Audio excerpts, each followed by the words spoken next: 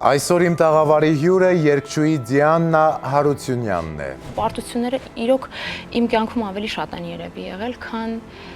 հաղթանակ որպես այդպեսին չեմ էլ ունեցել։ Դժվար է եղել Դիանայի կյանքի ճանապարհը։ Այդ ամեն ինչ որ տեսել են իմ ծնողները։ Մենք իրական երեխաներ ենք ու շատ բան չէինք էլ հասկանում։ Մանկության հուշերը թեև ժպիտներ են առաջացնում, բայց այնտեղ եւս տխրությունն իր չափաբաժինն ունի։ Ես տեսել եմ, թե իրանք ոնց են տանջվում, ես տեսել եմ, թե իրանք ոնց են լաց լինում, բայց ոչ մի վայրկյան կանգ չեն առել։ Վթարից հրաշքով փրկված երիտասարդն այսօր Դիանա Հարությունյանի սրտի պրոդյուսերն է։ Շատ մեծ վթար է տեղի ունենում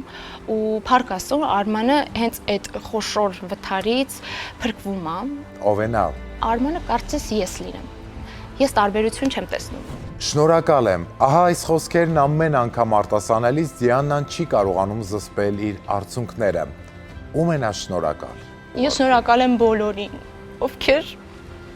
Ով է Դիանա Հարությունյանի անակնկալ հյուրը։ Այստեղ հուզմունք, այնտեղ արցունք։ Համեցեք։ Բարով եք եկել։